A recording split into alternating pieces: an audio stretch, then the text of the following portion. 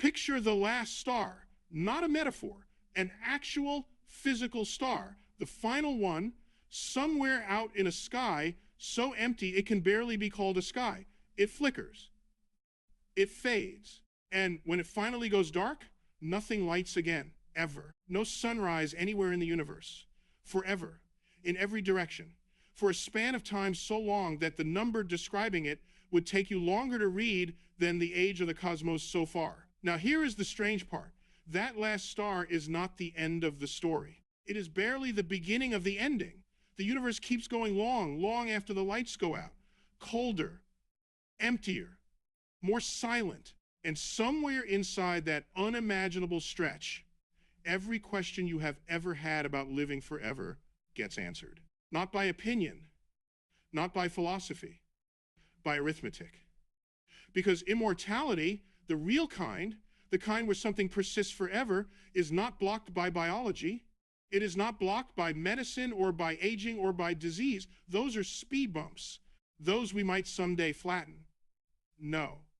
Immortality runs into a wall much older and much deeper than any of that, a deadline.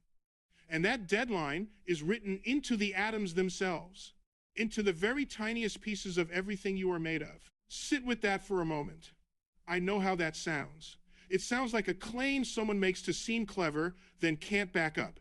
So I am not going to ask you to believe me, not once. Instead, I am going to hand you the reasoning piece by piece and let you build the wall yourself from your armchair with nothing but logic and a few numbers you can check. And by the end, I think you will see it the way I see it, which is not with dread, with something closer to awe.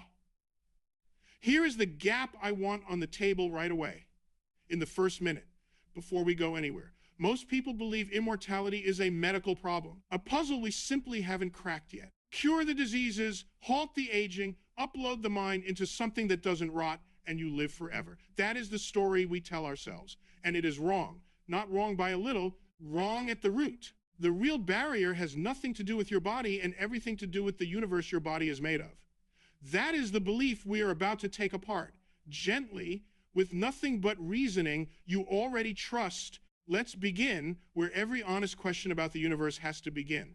Not with the answer, with how we could possibly know anything at all. Here is the first thing worth being clear about. When we talk about the far future of the universe, we are not making it up. We are not guessing.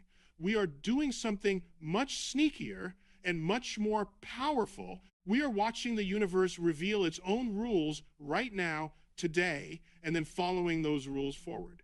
Think about how you'd predict where a thrown ball lands. You don't need to see the future. You need the ball's speed, its angle, and one rule, gravity. Feed those in, and the landing spot is already decided. You are not predicting. You are reading. The future of the ball is written the instant it leaves the hand. The universe works the same way. Only the rules are deeper, and the ball is everything that exists. Let me push that ball a little further, because the point matters. Suppose I show you a ball halfway through its arc and ask where it came from and where it's going. You can answer both, backward and forward. From one snapshot and one rule, you reconstruct the whole flight, the launch you never saw, and the landing that hasn't happened. You are not a fortune teller. You are a reader of consequences. And that is exactly, precisely, the trick we are about to play on the entire cosmos. We catch it mid-arc. We read the rule, and we run the arc both directions until we hit the ground. Notice what this trick does not require. It does not require you to be there for the launch. It does not require you to wait around for the landing. It does not require a special vantage point, a secret instrument, or a genius nobody can question. It requires one honest snapshot and one reliable rule. That is the entire recipe. And it is the same recipe whether the ball is a stone tossed across a yard or a galaxy drifting across 10 billion light years. Give me the state of a thing now, and give me the law it obeys, and the past and the future stop being mysteries and become homework. Difficult homework, sometimes. But homework, not prophecy. So what are the rules? We have a handful, and they are astonishingly reliable.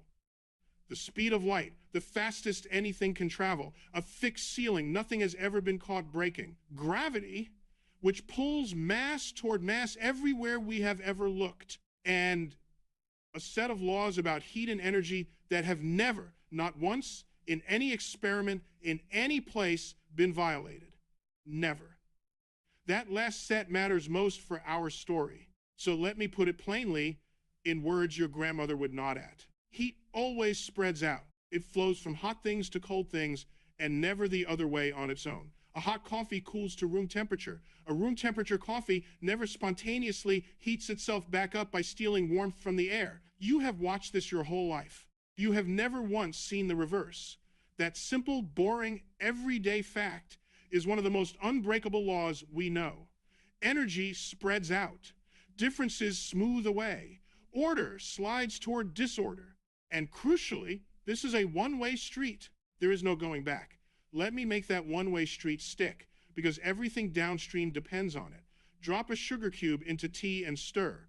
The sugar spreads through the whole cup. It never gathers itself back into a cube. Shuffle a fresh deck of cards and the order dissolves. Keep shuffling and it never reassembles into suits. Break a glass and it never leaps back together. Every one of these is the same law wearing a different costume. Things spread. Things smooth. Things come apart. And they do it in one direction only, so reliably that you would think someone insane for suggesting otherwise.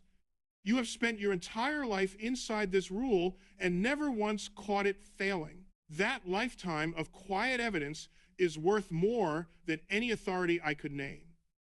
And here is a subtle thing worth pausing on, because it will matter later. The reason this happens is not some hidden force pushing everything toward mess. It is pure counting. There are only a few ways for the sugar to be a neat cube, and an astronomical number of ways for it to be spread through the tea. So when things jostle at random, they almost always land in one of the many spread out arrangements, simply because there's so many more of them. Order is rare. Disorder is common. Not because the universe hates order, but because there is so little of it to go around. Once you see that, the one-way street stops feeling like a rule someone imposed and starts feeling like arithmetic, which is exactly what it is. Now, why should you trust that this local rule, this coffee cup rule, applies to the entire universe across spans of time you cannot picture? Fair question. Ask it. The answer is the Copernican principle, and it is the quiet engine under everything we are about to do. The Copernican principle says something humble. It says you are not special. Your position is not special. The place you are standing is not the center of anything. And when we point our telescopes outward, we find this is true in a way that is almost eerie. The same elements, the same light, the same gravity, the same behavior of heat, everywhere. A galaxy 10 billion light years away, meaning its light took 10 billion years to reach us, runs on the exact same physics as the room you are sitting in. That is not a small observation. That is the whole permission slip. It means the rules here are the rules there, and the rules now are the rules then, and the rules to come. The universe does not have local ordinances, and think about how thoroughly this has been tested without anyone setting out to test it. Every star we split into its colors shows the same fingerprints of the same elements. Hydrogen burning 10 billion light years away burns exactly the way hydrogen burns in a lab on Earth. The light arrives stretched by distance, reddened by the long journey, but the pattern underneath is identical. If physics changed from place to place, we would see it. Cracks would show, elements would misbehave in distant galaxies. They never do. Not once across the entire observable sky has the universe shown us a corner that runs on different rules. That is not a hopeful assumption. That is a stubborn, repeated, everywhere you look fact. The mediocrity of our position is the most well-behaved thing in astronomy. Let me press on that a little harder, because it is doing enormous work. When astronomers spread a star's light into its colors, they see dark lines cut into the rainbow, each line the signature of a particular element drinking up a particular color. Hydrogen has its pattern. Iron has its own calcium, oxygen, sodium. Each leaves a fingerprint no other element leaves. Now here is the marvel. Those fingerprints are identical from a candle flame on your table to a quasar so far away its light set out before the Earth existed. The spacing of the lines, the depth, the arrangement, all the same. If the strength of the forces holding atoms together drifted from place to place, those lines would shift and we would catch it instantly. We look, we keep looking. They never shift in a way that breaks the rules. The universe is astonishingly, almost boringly faithful to itself. And that boredom is a gift because it means the coffee cup rule you trust in your kitchen is the same rule running the most distant furnace in the sky. There is one more tool we need, and it is the most beautiful of all. When you look far away in space, you are looking back in time. Light is fast, but it is not instant. The sun you see is 8 minutes old. The nearest star, 4 years old. And when the James Webb Space Telescope, that extraordinary machine parked 1 million miles out, captures galaxies whose light has traveled for over 13 billion years, you are literally watching the young universe, not a reconstruction.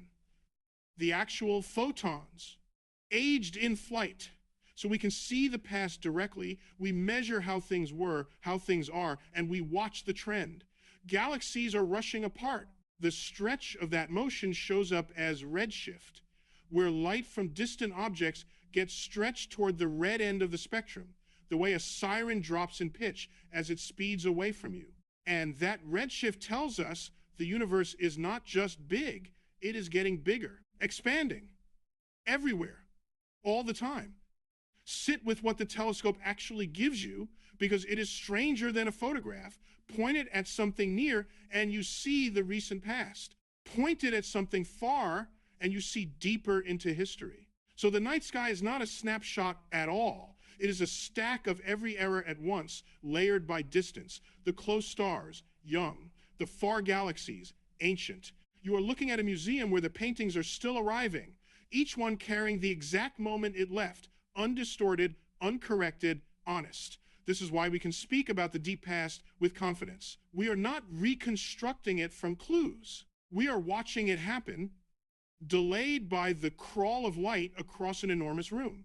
And notice what this lets us do that no other science can. A geologist reads the past from layers of rock, working backward through clues. A historian reads it from documents filtered through the hands that wrote them. But when we look up, we get the past served raw, the actual light from the actual moment, having touched nothing in between but empty space. There is no middleman. The photon that left a young galaxy 13 billion years ago and lands in the telescope today is the same photon, unchanged in its message, only stretched by the journey. So when I say we watch the universe grow up, I mean it almost literally. We can point at galaxies as they were when they were newborn and clumsy, and then point at galaxies grown old and settled and see the whole life story laid out across the sky by distance. That is the raw material from which we read the trend. And the trend, everywhere we look, is expansion, cooling, spreading, thinning. Here is the honest boundary, and I want to be precise about where it sits. We cannot see everything. There is a limit, a wall of light called the cosmic microwave background, the oldest light there is, left over from when the universe first became transparent. Beyond that wall we cannot see, not because our telescopes are weak, but because there is no older light to catch. That is the edge of the knowable, and a good thinker respects that edge instead of pretending past it. So that is our toolkit. Fixed rules that never break. The Copernican principle, which lets us apply them everywhere, and the ability to see the past directly and read the trend forward. Everything from here is built with these tools and nothing else. If you accept the coffee cools, you are already most of the way to the last star. Let's go find it. Start with something you already know in your body. It is very hard to leave. To get off the Earth, a rocket has to reach escape velocity, the speed you need to break free of a planet's gravity. For Earth, that is about 11 kilometers every second, roughly 25,000 miles an hour. That is why rockets are enormous and mostly fuel. Gravity does not want to let go. It holds on with a grip proportional to mass, and it never gets tired, and it never stops. Feel the size of that number for a second. 25,000 miles an hour. A passenger jet does around 600. A rifle bullet, maybe 2,000. To escape the Earth, you need to move more than 10 times faster than a bullet, straight up, and keep that speed long enough to climb out of the well of gravity that our planet digs into space-time around itself. And Earth is a modest planet. Now imagine a well so deep that no speed is enough. That is where we are heading. And notice something about that word, escape velocity, because it hides a beautiful piece of orbital mechanics inside it. The number depends on two things and two things only: how much mass is pulling on you and how close you are to the center of it. Pack the same mass into a smaller ball and you can get closer to all that mass at once, and the escape velocity climbs. This is the lever the universe is about to pull, not by adding mass necessarily, but by squeezing. Bring the surface closer to the heart of the thing, and the speed you need to leave keeps rising. There is nothing stopping that number from climbing and climbing except one ceiling: the speed of light. And when the escape velocity finally slams into that ceiling, something extraordinary happens. Now scale that idea up, way up, because gravity does something to the biggest, densest objects in the universe that is going to matter enormously. Take a truly massive object and squeeze it until it is dense enough that the escape velocity, the speed needed to leave, reaches the speed of light. Now think about what that means. Nothing travels faster than light. Nothing. So if the speed needed to escape is the speed of light, then nothing can escape at all. Not a rocket, not a signal, not even light itself. You have made a place from which there is no leaving. That is a black hole. And its edge, the point of no return, has a name that is almost poetry: the event horizon. Cross it, and every possible path leads inward. Not because you steered badly, because forward in time now points down into the center. The way out simply stops existing as a direction. Sit with that. A one-way door built purely out of gravity and geometry. No walls, no lock, just the shape of space-time itself. That combined fabric of space and time that bends around mass, folded so tightly that out is no longer a place you can go. And here is a detail worth savoring, because it makes the horizon feel real rather than abstract. You would not necessarily notice crossing it. There is no barrier to bump into, no flash, no click of a lock. If the black hole is large enough, you could drift across the event horizon feeling nothing at all, still able to see the stars behind you, still convinced you could turn around. But you couldn't. The turning around simply isn't among the directions anymore. Space and time have swapped roles so completely that heading back out is as impossible as traveling into last Tuesday. The prison has no walls because it doesn't need any. Geometry does the work. Let me sharpen why that phrase, "forward in time now points down," is not poetry but plain description. Outside the horizon, you can move around in space however you like, but you cannot avoid moving forward in time. Tomorrow comes whether you want it or not. Inside the horizon, the center takes on exactly that quality. Reaching it becomes as unavoidable as reaching tomorrow. It is no longer a place in space you could steer away from. It is a moment in your future you cannot dodge, any more than you can dodge next Tuesday out here. That is what people mean when they say the way out stops being a direction. It is not blocked. It is simply not on the map of futures available to you anymore. And that, remarkably, is built out of nothing but gravity bending the fabric of space-time far enough. No machinery, no walls, just geometry taken to an extreme. Now here is the turn.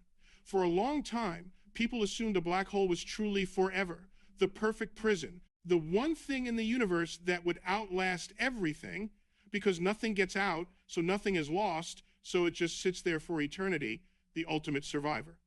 Except that is wrong. And the reason it is wrong is the most important clue in this entire story. Black holes are not eternal. They leak slowly, unbelievably slowly, but they leak. Through a subtle process at the very edge of the event horizon, a black hole radiates a tiny trickle of energy away into space. and energy is mass. So as it radiates, it loses mass. It shrinks, and a shrinking black hole radiates faster, which shrinks it more, which makes it radiate faster still. Follow that to the end. Every black hole, given enough time, evaporates completely. It gets smaller and hotter and faster until, in a final flash, it is simply gone. The perfect prison empties itself. The ultimate survivor dies of its own slow exhale. Notice the shape of that ending, because it is going to repeat. The thing that leaks the slowest is the thing that lasts the longest. But leaking slowly is still leaking. There is no rate of loss so tiny that it adds up to keeping forever.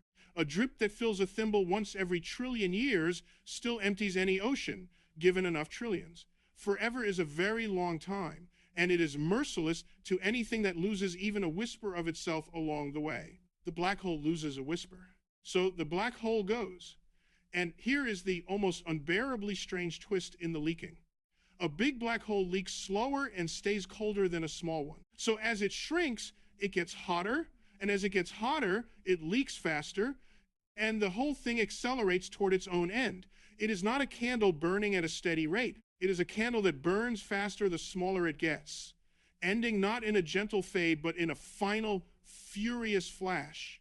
The most massive, most patient object in the cosmos spends nearly all of its unthinkable lifetime barely whispering away its mass, and then, at the very end, finishes in a blink, patience for an eternity, and then gone in an instant. That is the life story of the most durable thing the universe can make. How long does that take? For a black hole, the mass of the sun, the number is so large, it breaks intuition. Written out, it is a 1 followed by around 67 zeros. Years. And the giant black holes at the centers of galaxies, a 1 followed by roughly 100 zeros. For comparison, the universe is currently about 14 billion years old, a 14 with 9 zeros. So we are comparing a number with 10 digits to a number with 100 digits. That is not a bigger number. That is a different kind of number entirely. Let me try to give you a feel for the gap, because our minds flatten these numbers into the same lazy word: huge. Suppose the entire current age of the universe, all 14 billion years, were compressed into a single second, one tick. On that scale, how long would a giant black hole take to evaporate? You would still be waiting after a number of seconds so large it dwarfs the number of atoms in every star you can see. The age of the cosmos, the whole thing so far, is not even a rounding error against the lifetime of one of these objects. It is less than a rounding error. It is a speck of a speck. And yet, and this is the whole point, the speck and the vastness are both finite. They're the same kind of thing. One is just much, much larger. Let me try one more angle on that gap, because it is worth breaking your intuition properly. When you add a single zero to a number, you make it 10 times bigger. Add 2 zeros, 100 times. Now think about the difference between the age of the universe with its 9 zeros and the lifetime of a giant black hole with its 100. That is not 1 extra zero. That is around 90 extra zeros.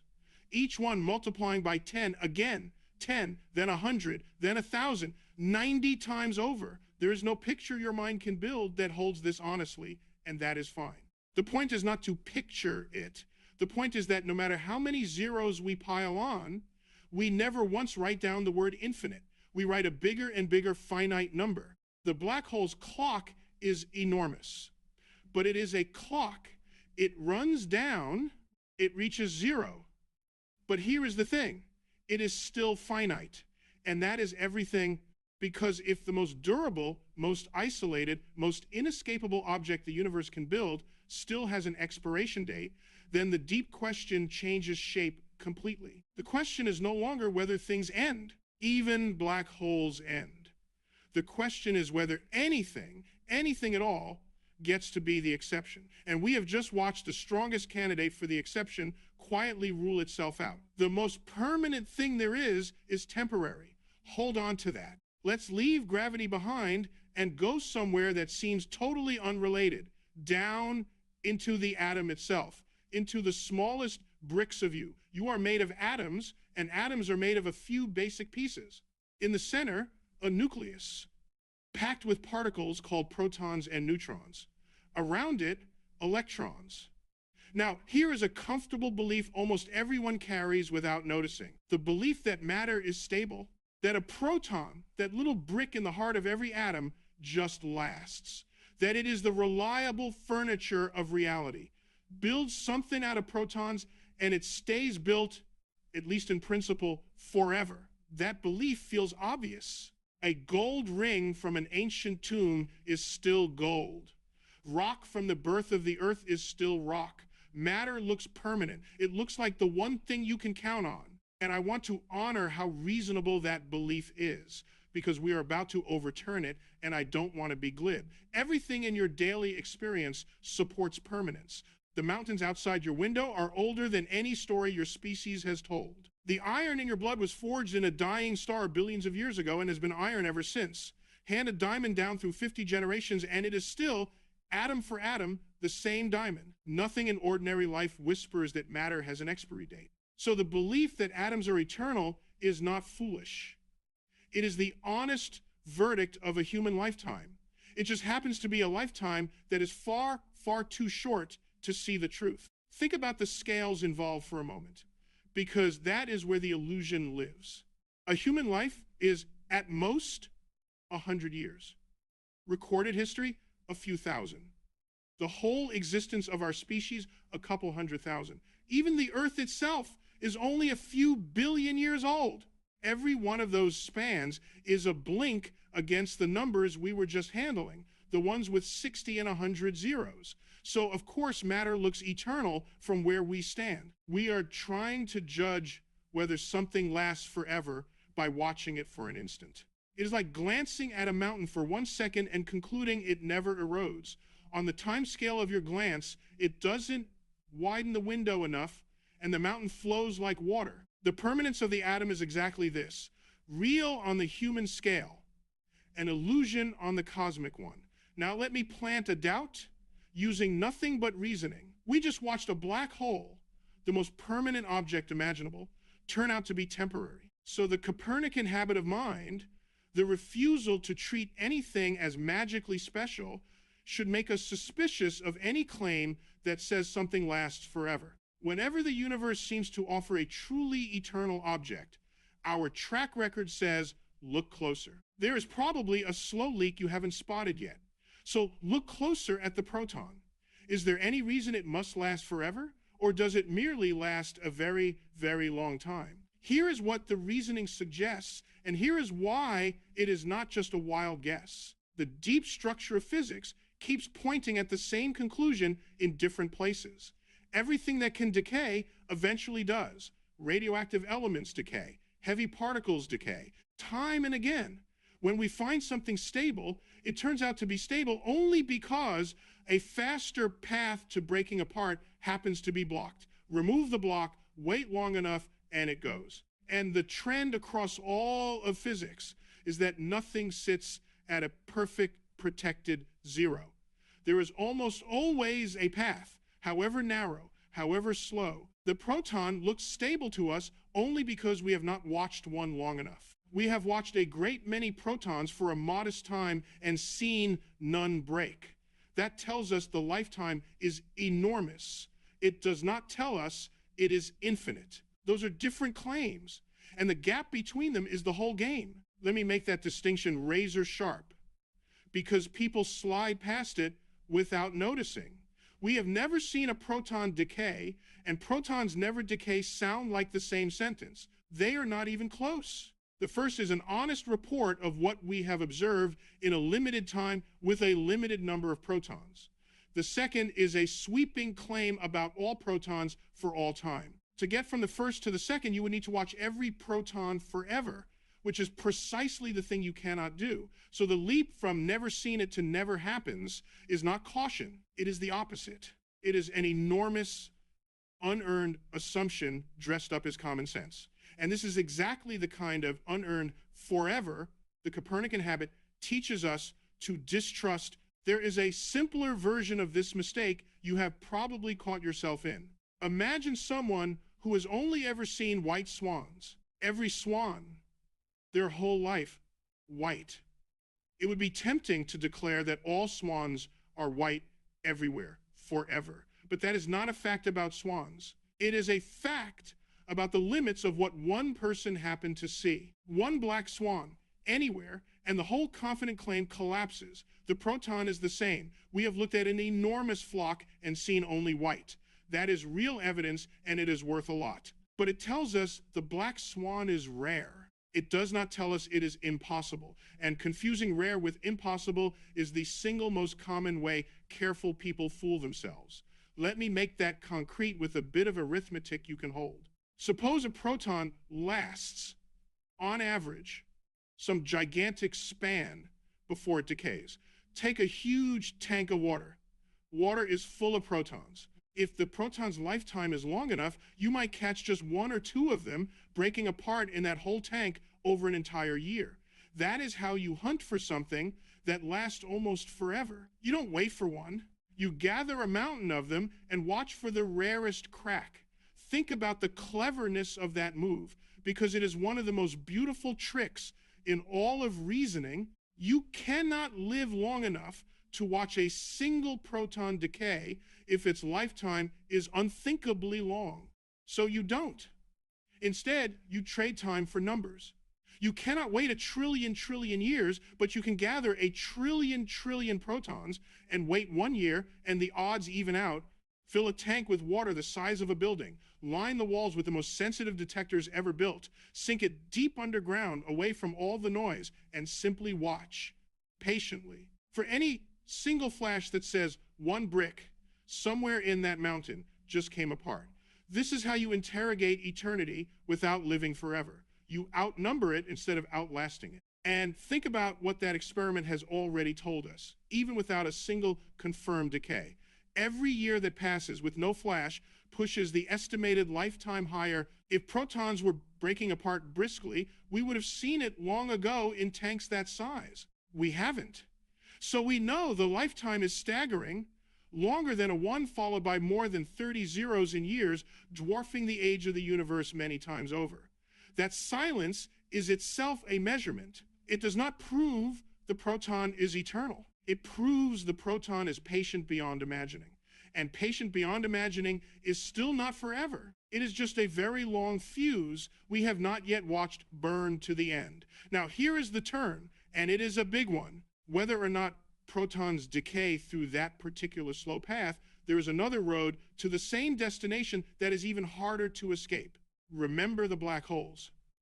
Given enough time, virtually all matter has a chance of wandering into one, or being reshaped by processes that pull it apart. And even in the emptiest future, quantum uncertainty means there is always a non-zero chance, however absurdly small, for structures to shift, tunnel, and dissolve. Non-zero, repeated over infinite time, is not a maybe, it is a certainty waiting for its turn. Let me linger on that phrase, because it is the hidden hinge of the whole argument. Non-zero over infinite time. Picture a lottery where your odds of winning are 1 in a number with 1,000 zeros. Absurd. You would never expect to win.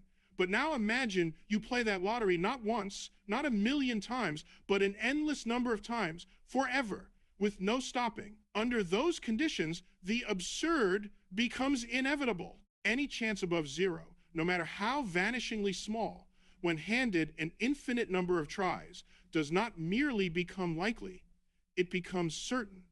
This is why forever is so unforgiving. It converts every faint possibility into a scheduled appointment. The only way to avoid an outcome across infinite time is for its probability to be exactly, perfectly zero. And the universe, we keep finding, almost never offers a perfect zero. Let me show you how strange and how quiet this process is using something called tunneling. In the world of the very small, a particle held in place by a barrier is not perfectly trapped. There is always a faint, ghostly chance it simply appears on the other side, having passed through a wall it did not have the energy to climb. On human timescales, for anything solid, this chance is so small it may as well be zero. You could wait the age of the universe and never see it. But over the spans we are now dealing with, The ones with hundreds of zeros, even the most solid, most tightly bound structure, has time for this ghostly leak to matter. A lump of iron left utterly alone, touched by nothing, in the empty dark, would over unthinkable ages rearrange itself, its atoms tunneling and settling, until it was something else entirely. Nothing pushed it. Nothing struck it. It simply had enough time for the almost impossible to happen. That is deep time doing what deep time does. It cashes in every faint possibility one by one. So put it together. Either the proton decays on its own, or the slow machinery of the cosmos takes it apart another way. Either road leads to the same destination. The atoms that make you, the atoms that make everything, the atoms that make the ashes of every dead star, do not get to be the eternal exception any more than the black hole did. The furniture of reality is not furniture. It is weather. Slow, slow weather. And notice the shape of this. We keep reaching for the thing that lasts forever, and every time we look closely, the forever quietly turns into a number, a staggering number. But a number, there is one more place to look, and it is the place that closes every exit. We have taken away the black hole, we have taken away the atom. Now let's take away the very possibility of doing anything at all. Because forever is not just about surviving, forever is about acting. And acting requires something specific. It requires a difference. Go back to the coffee cup. The reason your coffee can do useful things while it is hot, warm your hands, steam the air, is that it is different from its surroundings. Hot cup, cool room, that difference is where all the action lives. The moment the coffee matches the room, the difference is gone, and so is everything the coffee could do. It just sits there. Same temperature as the air, nothing left to give. Let me widen that thought, because it reaches further than coffee. Every engine ever built runs on a difference. A steam engine needs hot steam and a cooler outside. A car engine needs the fierce heat of burning fuel against the cooler air it exhausts into. Even a water wheel runs on a difference, high water against low. Take away the gap in every one of these, level it out, and the engine stops. Not because it broke, because there's nothing left for it to feed on. An engine does not run on energy alone. It runs on the difference between concentrated energy and spread out energy. And here is the quiet horror and beauty of it. Using the difference is the same act as destroying it. Every time you extract work, you flatten the gap a little more. Doing costs difference, always. And here is a point that surprises almost everyone. The energy itself never goes away. That is the strangest part. When your coffee cools, the warmth does not vanish. It spreads into the room, and the total amount of energy is exactly the same as before. Not one bit is lost. What changes is not the amount of energy, but its arrangement. It goes from gathered to scattered, from useful to useless, from a sharp difference to a smooth sameness. So the universe is not running out of energy. It never runs out of energy. It runs out of differences. It runs out of the arrangement that lets energy do anything. That is a far subtler kind of poverty. A universe stuffed full of energy, every joule still present, and yet unable to lift a feather because it is all spread perfectly flat with nothing higher and nothing lower. Wealth everywhere, and not a penny that can be spent. Now here is the enormous leap, and it is completely fair. The whole universe is one big version of that coffee cup. Right now, the universe is full of differences. Hot stars against cold space. Dense galaxies against empty voids. Energy concentrated here, absent there. And every interesting thing that has ever happened, every star, every planet, every heartbeat, every thought you have ever had, runs on those differences. Life is a difference feeding on other differences. A candle is warmth flowing from hot to cold. You are warmth flowing from hot to cold. So am I. But heat only flows one way, hot to cold, order to disorder. And the universe, like the coffee, is slowly, relentlessly evening out. The stars are burning through their fuel. When they die, no new ones fully replace them because the raw material runs down. The great difference between hot stars and cold space is being spent, cashed in, and the expansion we measured earlier, that redshift telling us everything is rushing apart, spreads it all thinner and thinner and further, so the differences can never gather back together into anything new. Let me trace that future a little more slowly so you can watch it happen. First, the biggest, brightest stars burn out because they spend their fuel fastest. Then, the ordinary ones, like our sun, over billions of years, swelling and cooling and fading. What remains is a scattering of dim embers, the small, slow-burning stars glowing for trillions of years, and then one by one going out. New stars need clouds of fresh gas to collapse and ignite, and that gas runs down, locked up in dead remnants that never light again. So the rate of new stars falls and approaches nothing. Fewer lights each era, dimmer skies, longer dark between the sparks, until at the far end, that final star we started with, it flickers, it fades, and nothing replaces it.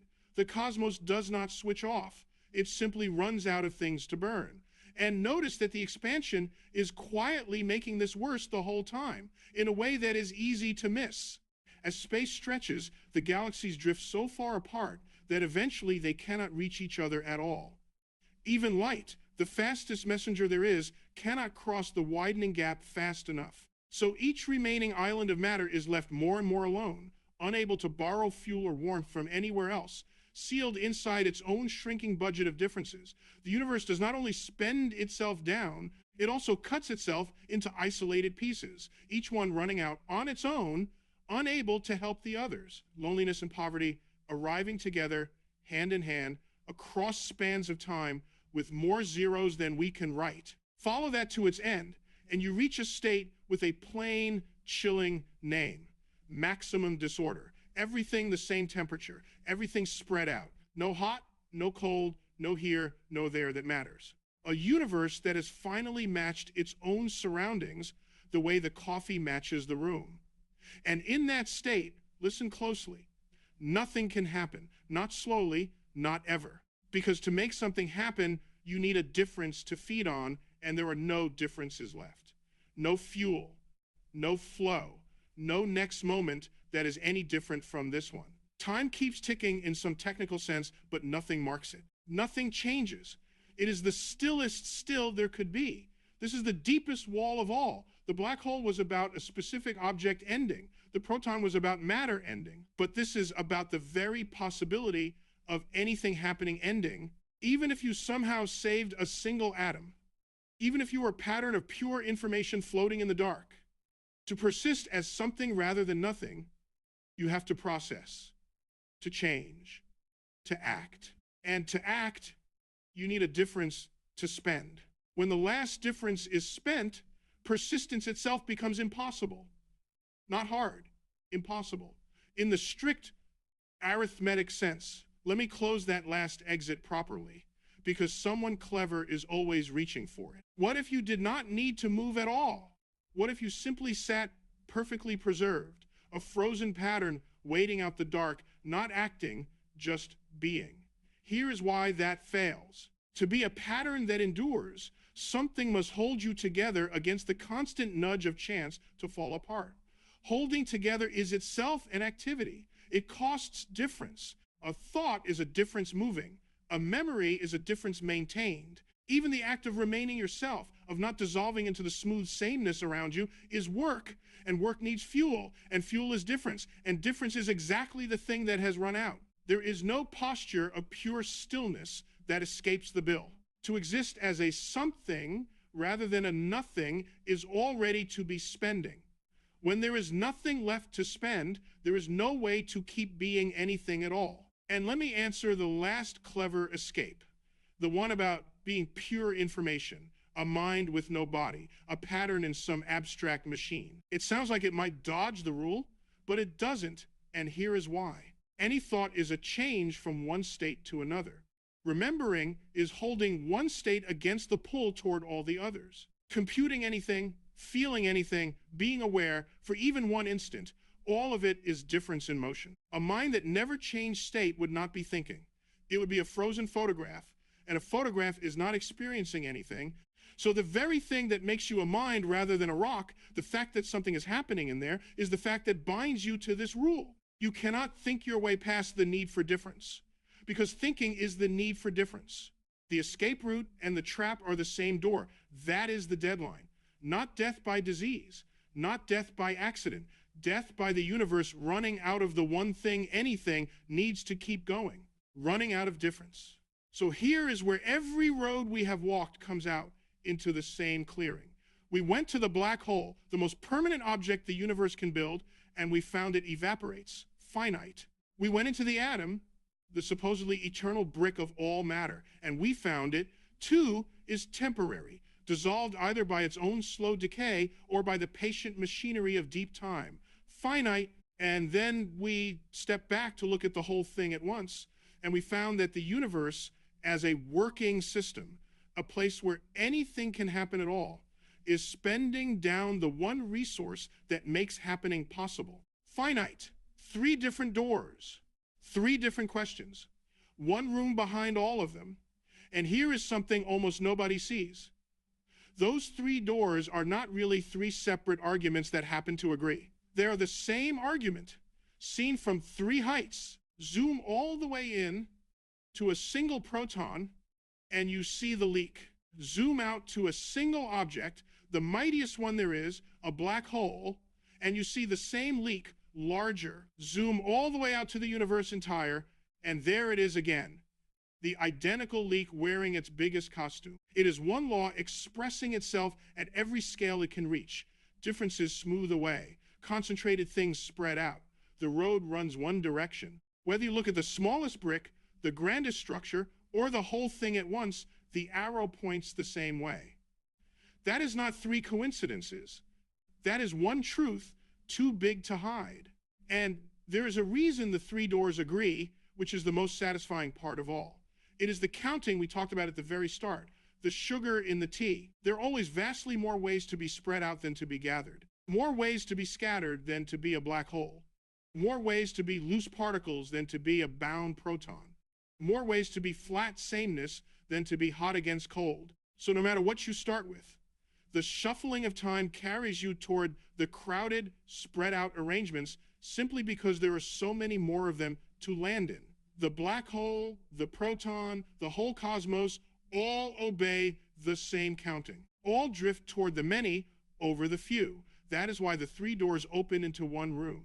It is the same arithmetic every time, just applied to a different thing. And notice the beautiful thing about how we got here. We never once appealed to authority. I never asked you to trust a person.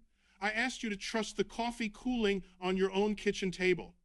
I asked you to trust that nothing outruns light, which no experiment has ever contradicted. I asked you to trust the Copernican principle, the plain humility that says your corner of the cosmos is not magic. And from those armchair certainties, following each step, we built a wall that even a black hole cannot climb.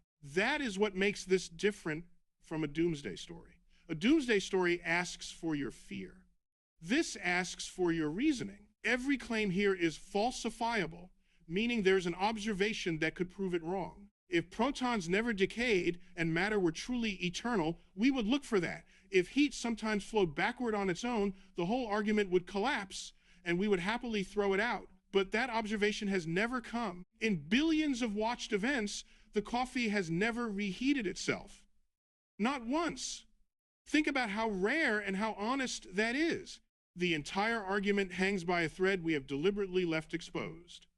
Show me 1 cup of coffee that reheated itself alone on the counter. Show me 1 shattered glass that leapt back together. Show me heat, just once, flowing uphill from cold to hot with nothing driving it. Any of these, a single confirmed instance, and the wall comes down and I change my mind gladly. That is not weakness in the argument. That is its strength. A claim you cannot possibly disprove is not knowledge. It is a story. This one you could kill with a single clean observation, and in all the watching we have ever done, that observation has stubbornly refused to arrive. This is what scientific literacy really means, by the way, and it is worth naming, because it is the opposite of what most people think. It is not knowing a pile of fact. It is knowing which claims could be killed and how. A good idea comes with its own execution instructions. It tells you up front exactly what would prove it wrong. The idea we have built together does that. It hands you the knife. Here is the coffee cup. It says, and if you ever catch it warming itself, plunge the knife in, and I am finished.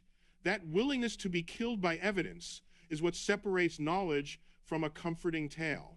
And it is why when an idea survives that test billions of times, you can lean on it. Not because someone important said so, because it kept offering its own throat and the evidence kept declining to cut. And here is the part that genuinely thrills me. This is not a claim about biology at all. Notice we never mention aging, we never mention cells or disease or medicine. All of that could be conquered. Every human ailment could be cured tomorrow.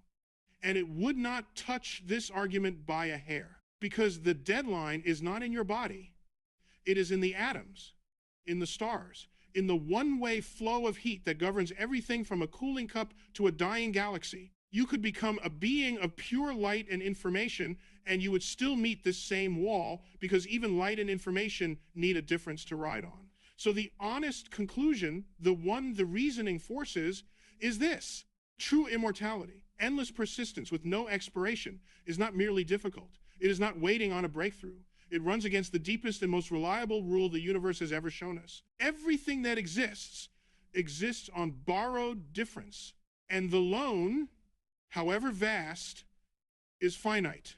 That is the deadline written into every atom.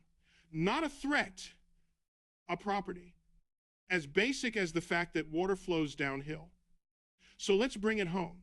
We started with an impossible picture, the last star flickering out, and a universe that keeps going long after the final sunrise anywhere. And I promised you that somewhere in that long dark, every question about living forever gets answered by arithmetic. I think we got there. We began by being careful about how we know anything. We agreed we would not trust people. We would trust rules that never break. The speed of light, gravity, and above all, the one-way flow of heat. The coffee that cools and never reheats itself. We use the Copernican principle to carry those rules everywhere, because our corner of the cosmos is not special. And we use the fact that looking far is looking back in time to read the universe's own trend straight off the sky. Then we walked through 3 doors, the black hole, the most permanent thing there is, which turns out to evaporate over a span with 100 zeros in it, but a span that ends. The atom, the supposedly eternal brick, which either decays on its own or is dissolved by the slow weather of deep time, but dissolves either way. And the whole universe as a system, spending down its store of differences, its store of hot against cold, until it reaches maximum disorder, a state where nothing can happen because there is no difference left to feed on. 3 doors, 1 room. And in that room, the same simple truth stated 3 ways. The most permanent object is temporary, the most basic matter is temporary, and the very possibility of anything happening is temporary. Persistence forever would require an exception to the deepest rule we have ever found, and every candidate for that exception, when we looked closely, quietly turned into a very large but very finite number. And remember, why none of this leaned on a lab coat or a title? The proof of the coffee is in your own kitchen. The proof that nothing outruns light sits in a century of experiments that have never once caught a violation. The proof that physics is the same everywhere is written across every galaxy we have ever split into its colors. You did not have to take my word for a single link in the chain. You could check each one yourself from your chair against your own lifetime of watching the world behave. That is the whole point. The wall is not something I told you about. It is something you built, brick by brick, and I merely handed you the bricks in order. Let me say it one more way, because it is worth carrying home whole. Immortality does not fail because we are not clever enough yet. It does not fail because the doctors have not caught up. It fails because to last forever, you would need the universe to hand you an endless supply of differences to feed on, and the universe, we can see plainly from our own kitchens, is spending its differences down and never getting them back. There is no cure for that because it is not a sickness. It is the direction time itself runs. You cannot out-invent the arrow of heat any more than you can invent a river that flows uphill on its own. The barrier is not a lock waiting for the right key. It is the shape of the road. That is the whole argument. No jargon required, no credentials invoked, just your armchair, a cooling cup of coffee, and the refusal to believe anything is magically special. If you accepted the coffee, you accepted the last star. The reasoning does the rest. And I hope you feel what I feel looking at it, which is not gloom, it is the opposite. There is something clean and honest about a universe that plays by rules you can check yourself. A universe where the biggest question of all, can anything last forever, has an answer you can reach without a laboratory, without a telescope, without being told what to think, just by following the heat. Now, let me be scrupulously honest about where the edge of knowing actually sits, because that honesty is the whole point of thinking this way. We do not know for certain that protons decay. We have watched enormous quantities of them and caught none breaking, which sets the lifetime staggeringly high. But high is not infinite, and we are still watching. That is an open door, and I will not pretend it is closed. We also do not fully understand dark matter, the unseen mass that outweighs everything visible and reveals itself only through gravitational lensing, the bending of light around it. We do not know every detail of how the expansion will unfold across spans that dwarf the current age of the cosmos. And there are corners of physics right at the smallest scales where our rules blur and we honestly cannot yet see clearly. I want to be even more careful, because precision about uncertainty is the difference between thinking and preaching. The exact timing of each ending is genuinely open. Whether a proton lives out a natural decay or gets dismantled by some slower process, we do not yet know which comes first. Whether the expansion keeps gently coasting or does something more dramatic in the far future is still argued honestly among people who spend their lives on it. Even the precise order of the three doors, which one the universe passes through first, is not settled. These are real questions with real room in them, and anyone who tells you the fine details are locked down is selling you something. Scientific literacy means holding the confident part and the uncertain part in the same hand without dropping either. And I would go further still, because the honesty is the beauty here. It is entirely possible that some future understanding, some piece of physics we have not yet glimpsed, reshapes the details of this story. Maybe the way the smallest scales behave hides something we cannot yet imagine.